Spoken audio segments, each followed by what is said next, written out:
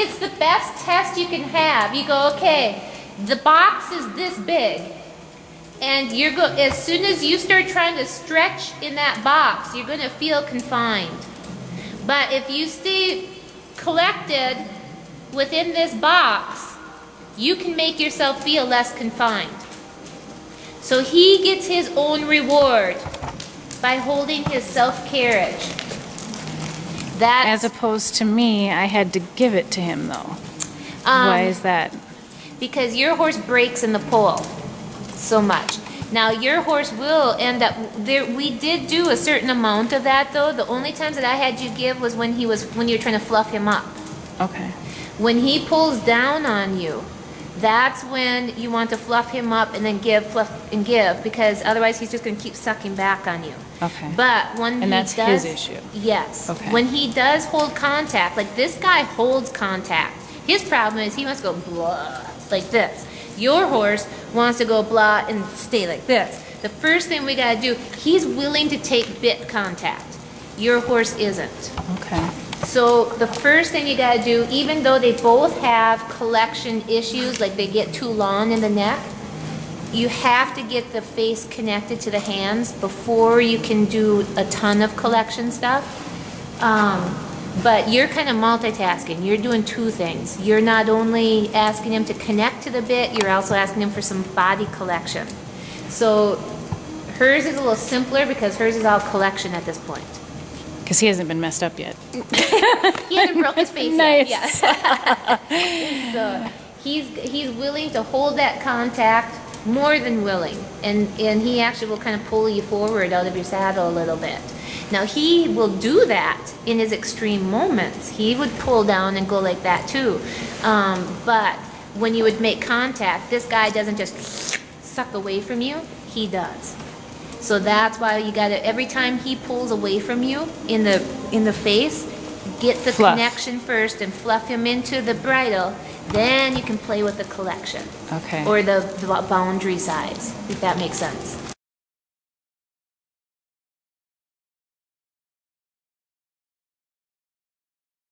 It's pretty hard to tell through the screen there, but he has a little less of that neck brace look in the bottom. I literally saw it roll up, and that's what you want. This section here, from this point, from this point to this point, all has to shift and domino roll, because first thing that's going to happen in a horse is they're going to break right here, and this part's going to bend, and that's the face, and that's what newbie does. He breaks right here, but then this stays stiff like a rod, which is also his back.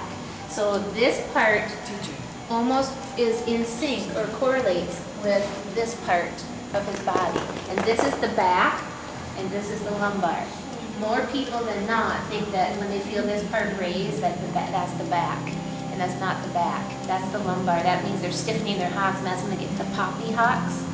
This is the part you're supposed to feel lift. So the only way to get this part to lift is if this all goes, and then it shifts everything back. Because if this gives, it's because the hocks gave and pulls the withers back, and everything can go parallelogram. Instead of it being like this, it shifts to this.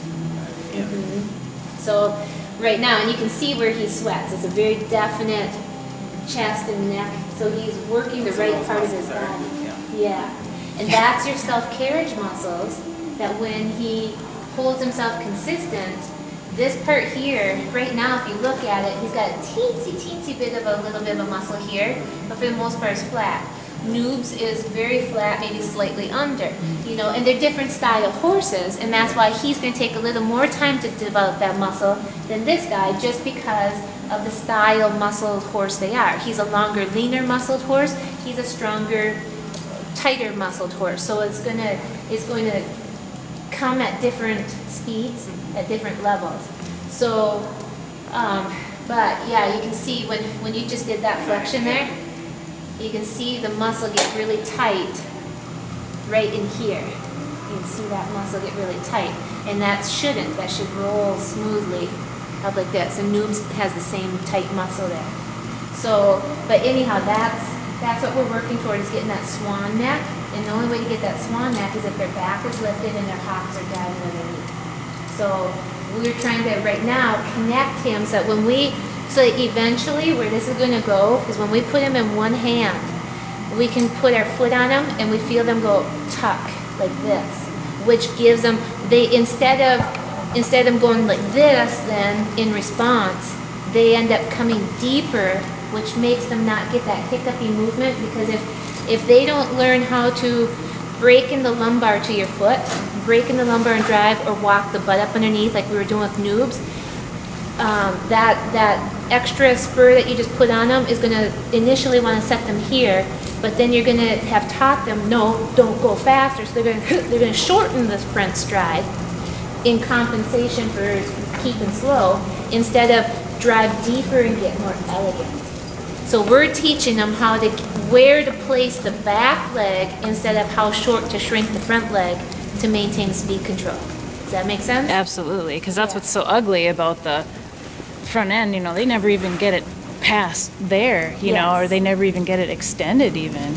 Because they don't teach the horse to respond with the back end down. They just want more drive, but the problem is they're skimming over the surface instead of sinking down under the water, if that makes sense. So we're putting depth into them and transferring the energy down under into the ground toward their front end like this, so it's still traveling forward, but it's not going over the top, creating like a tumble down Jack and Jill down the hill effect. It has to be stopped. It's gonna use my butt end to go up. Well, and I haven't heard of it with the neck thing. Roll the neck, which brings the shoulders part. That's gonna bring Because everybody knows. Oh yeah, they drive from the rear. Lift their back, lift the back, lift the rib cage. But the neck and shoulders thing, that's kind of a new part of that equation for me. Okay, that's cool. Yeah. Yeah. So And I can see it on his neck. It's exactly sweated right there. I'm like, you're going to see this on the video. It's like this perfect triangle. And that's what Noobs had too when he was done. And then he had stifle. See, like, this guy's a little freer in his back end, but so he's not quite sweating there quite as much as what Noobs was. And we haven't worked him quite as hard, so he hasn't reached that sweat mark yet. But yeah, so you're talking. See, they correlate. Neck muscle releasing that front end also means that the back end took over.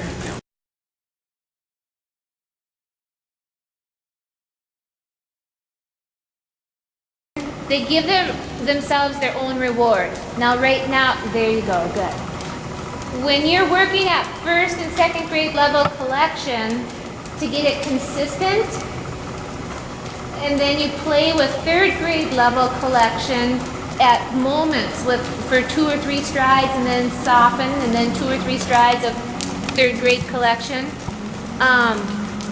You are actually working in self-carriage / loose rein for moments of time. That's why you feel him get soft and loose on you versus pulling down on you. Now right there, he could go for a little more collection, like right there. That head position is where, the difference between a pole that you have raised so that you can get the base neck, get access to the base neck, and the difference between that and just a hollowed out head up is the peak point between his ears, where you shave. That shave point should be kind of plateaued with the highest point of his neck versus the peak point of the neck, if that makes sense. So if that's a straight up pointy peak point, he's actually hollowing out. So he's on the edge right now of hollowing versus rolling his neck. Does that make sense? Yeah.